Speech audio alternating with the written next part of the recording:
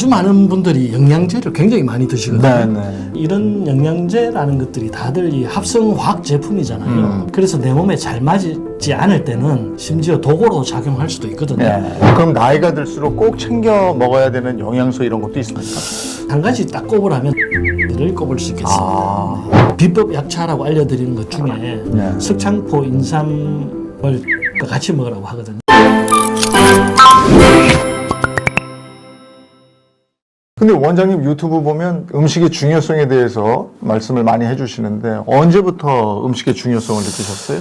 제가 이제 고등학교 졸업하면서부터는 계속 객지 생활을 했죠. 그래서 혼자 뭐 사먹고 하다 보니까 건강 챙길 시간이 없었는데요.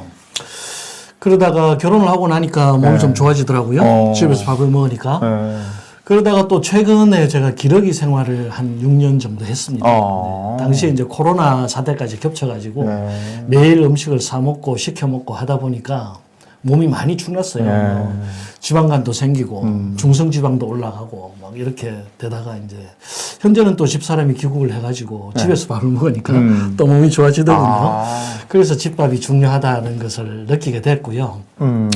사실 이 환자분들하고 한의원에서 상담을 하다 보면은 아주 많은 분들이 영양제를 굉장히 많이 드시거든요. 그러니까 몸을 챙기기 위해서 비타민 C다, 비타민 D다, 뭐 오메가3다, 뭐 하루에 5개에서 10개까지 막 먹고 계신데 사실 이런 영양제라는 것들이 다들 이 합성 화학 제품이잖아요. 그래서 내 몸에 잘 맞지 않을 때는 심지어 독으로 작용할 수도 있거든요.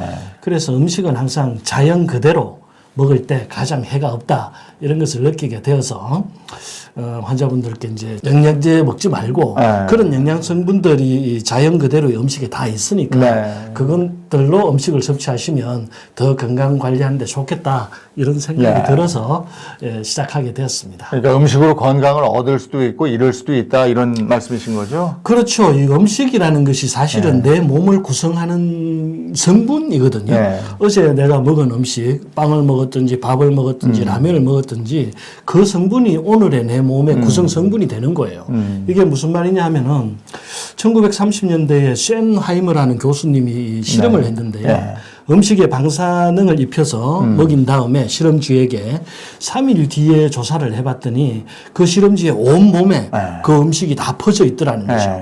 그러니까 원래 있던 산소 분자, 수소 분자는 빠져나가고 어제 먹은 라면, 빵에 있던 수소 분자, 산소 분자가 들어와 있더라는 거예요. 그 우리 몸은 그렇게 끊임없이 변한다는 거예요. 그래서 내가 뭘 먹었냐, 술을 먹었냐, 담배를 피웠냐, 하고 나면 다음날 술과 담배가 내 몸의 구성성분이 되는 것이고 과일을 먹고 야채 먹고 나면 그 구성성분이 내 몸을 만들고 있는 거죠. 그래서 뭘 먹느냐가 가장 중요한 겁니다. 그러면 한의원에 환자들이 오면은 뭐 한약재 처방뿐이 아니고 음식 처방도 해주시고 이럽니까? 그렇죠. 당연히 해야 되는 것이거든요. 치료라는 것이 단순히 침하고 약만으로는 될 수가 없습니다. 환자분들이 자신의 환경에 맞는 음식을 제대로 먹어야 질병을 치료할 수 있는 것이고요. 그래서 음식 처방에 많은 시간을 할애하죠. 또 많은 환자분들이 자신에게 맞는 음식이 뭔지 궁금해 하십니다. 그럼 나이가 들수록 꼭 챙겨 먹어야 되는 영양소 이런 것도 있습니까? 사실 이제 그런 영양소라는 건 없죠. 모든 영양소가 다 중요합니다. 많은 것은 많은 대로 중요하고 적은 것은 적은 대로 중요하죠. 근데 그 중에서 이제 한 가지 딱 꼽으라면 단백질을 꼽을 수 있겠습니다. 우리 몸에 단백질이 부족하면 무슨 일이 일어납니까? 사실 우리 몸을 구성하는 성분의 대부분은 물이에요. 한 60에서 70%가 물이죠. 그 외에 단백질이 한 20% 되고 지방이 한 20% 됩니다. 그래서 단백질이 굉장히 중요하죠. 사실 단백질이 아닌 몸이 없어요. 머리카락도 단백질, 손톱도 단백질, 피부도 단백질, 근육도 단백질이죠. 근데 혈관도 단백질입니다. 또 내장, 위장, 소장, 대장도 단백질이죠. 단백질이 없으면 몸을 구성할 수가 없어요.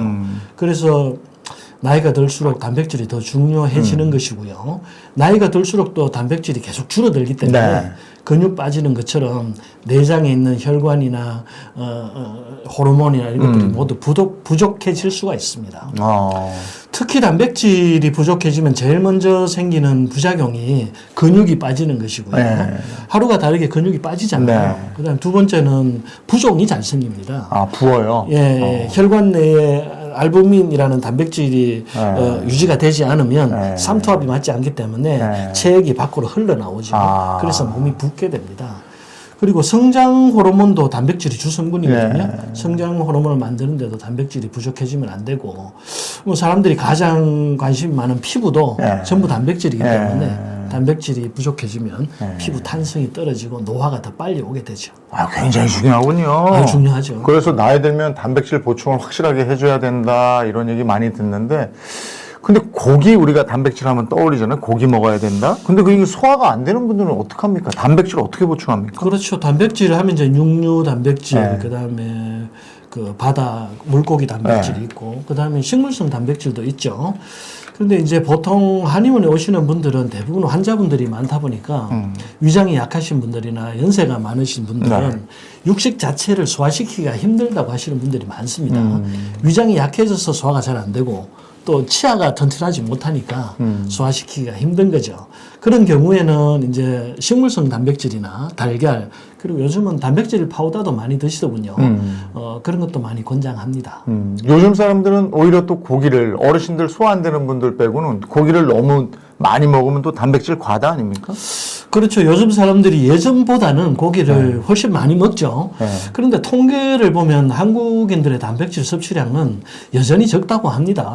그래서 비만으로 고생하시는 분이나 뱃살이 아주 많이 나오신 분 네. 아니고는 조금 더 먹는 것이 좋습니다. 근데 단백질을 그 하루 섭취량으로 먹어야 됩니까? 일주일 또는 한 달 섭취량으로 먹어야 됩니까? 보통 이제 하루 섭취량이 1kg당 1g 정도 먹으면 된다고 네. 하거든요. 60kg이면은 60g 정도 먹으면 되죠. 너무 조금이다. 그렇게 얘기하는 분들이 많아요. 우리 하루 먹을 때 좀 이렇게 푸짐하게 먹어요. 그런데 그 60g이라는 게 소고기 200g이 넘어야 소고기를 우리가 스테이크를 먹잖아요. 네. 그게 다 단백질이 아니거든요. 아, 그래요? 그 중에 일부만 단백질이기 때문에 60g을 채우려면 200g 이상을 먹어야 돼요. 아, 그런 거예요? 하루에 200g씩 소고기 먹으려면 쉽지 않잖아요. 그러네. 네네.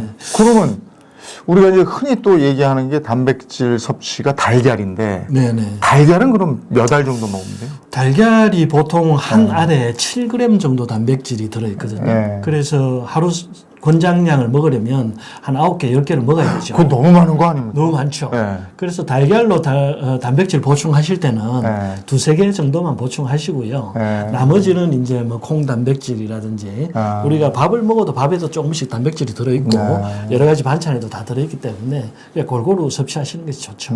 근데 달걀은 굉장히 영양소가 풍부한 식재료로 알고 있는데, 달걀이 가지고 있는 효능은 어떤 게 있습니까? 달걀이 완전 식품이죠. 네. 달걀, 우유 이런 것들을 완전 식품이라고 하는데요. 달걀 하면 이제 첫째 단백질은 흰자에만 들어 있습니다. 노른자에는 거의 없고요. 그다음 그 외의 영양분은 전부 노른자에 들어 있죠. 달걀 노른자에 뭐 철, 아연, 셀레늄, 비타민들이 전부 들어 있어서 면역력을 증진시켜주는 효과도 있고요. 또 달걀에 중요한 것이 콜린이 풍부해요. 이 콜린이라는 것이 뇌신경 전달 물질인 아세틸콜린의 전구 물질이거든요. 그래서 뇌신경을 활성화시키기 때문에 치매 예방에도 좋고 기억력 향상에도 도움이 되죠. 또 눈 건강에도 도움이 됩니다. 제가 이 비법 약차라고 알려드리는 것 중에 석창포, 인삼을 달걀과 같이 먹으라고 하거든요. 석창포와 인삼이 전부 이제 이 눈의 황반 변성을 예방해주는 루테인, 지아잔틴 이런 것을 활성화시켜줍니다. 또 탈모에도 도움이 되죠. 뭐 손톱이 부석할 때도 도움이 되고 왜냐하면 단백질이니까. 그다음에 달걀 노른자에 비오틴이라는 비타민도 풍부하기 때문에 두피를 건강하게도 해주고요. 또 혈전 생성을 억제해서 심혈관 질환을 예방하는 효과도 있습니다. 저는 달걀 먹을 때 삶은 달걀도 좋아하지만 달걀 프라이해서 먹는 거 좋아하거든요. 어떤 방법으로 먹는 게 제일 흡수에 좋아요? 보통 삶아서 먹는 것이 흡수에 제일 좋다고 하죠. 그 중에서 반숙이 제일 좋고요. 그 외에 뭐 달걀 프라이나 찜이나 스크램블은 모두 비슷한 것 같습니다. 대신 이제 구운 달걀은 달걀이 너무 건조해지기 때문에 소화에도 좀 어려움이 있고 굽는 과정에서 영양 손실도 생깁니다. 그리고 날달걀은 감염의 위험이 있기 때문에 요즘은 피하시는 것이 좋습니다. 그러면 달걀 후라이해서 먹을 때도 약간 저 노른자 안 터트리는 정도로 살짝 그렇죠. 익혀서 먹는 게 살짝 익히는 게 좋죠. 아, 그게 좋겠네. 네네. 기름 너무 많이 두르지 마시고요. 근데 달걀을 너무 먹으면 항상 콜레스테롤이 걱정돼가지고요. 그렇죠. 근데 사실 이 콜레스테롤이라는 것은 아주 중요한 영양분이거든요. 네. 우리 성 호르몬도 전부 콜레스테롤이고 피부를 형성하고 있는 세포의 모든 막이 인지질이라는 콜레스테롤 성분으로 되어 있거든요. 그래서 콜레스테롤이 부족해지면 몸이 뻣뻣해집니다. 사람이 이렇게 유연하게 움직일 수 있는 것도 다 콜레스테롤 때문이죠. 그래서 좋은 콜레스테롤은 항상 좀 섭취를 해주시는 것이 좋고요. 대신 달걀 노른자에는 아까 말씀드린 콜린 성분이 풍부하기 때문에 달걀의 콜레스테롤을 좋은 콜레스테롤인 HDL로 전환시켜주는 효능이 있습니다. 그래서 달걀 노른자는 안심하고 드셔도 됩니다. 근데 노른자 운동하는 분들 보면 노른자 빼고 흰자 드시고 막 이래요. 노른자, 흰자 이거는 어떻게 해야 되는 거예요? 그러니까 이제 운동하시는 분들은 단백질이 필요한 거예요. 운동만 해서는 근육이 잘 안 생기거든요. 그래서 단백질 섭취 충분히 해주셔야 되잖아요. 그 단백질이 흰자에만 들어있습니다. 그래서 흰자만 먹는 거죠. 취향에 따라서 여러 가지 영양분이 다 필요하신 분들은 흰자, 노른자 같이 드시면 되고 단백질만 필요하신 분들은 흰자만 드시면 되고 그렇죠. 그 콜레스테롤이라는 거는 그럼 노른자에 있는 겁니까? 그렇죠. 콜레스테롤은 전부 노른자에 들어있습니다. 그러니까 콜레스테롤 걱정 있는 분들은 그걸 빼고 드시는구나. 그렇죠. 이 콜레스테롤은 쉽게 말하면 기름이에요. 그러니까 노른자는 기름기가 있잖아요. 흰자는 기름기가 없잖아요. 네. 알겠습니다. 김순렬 한의사와 함께 우리 몸에 좋은 음식 얘기 나눠보고 있습니다. 계속해서 할 건데요. 여성들의 몸에 좋은 음식은 어떤 게 있는지 그 얘기를 또 해주신다고 그래요. 남성분들 그렇다고 또 좌절하지 마십시오. 남성 몸에 좋은 것도 얘기를 해드리겠습니다. 기대해 주십시오.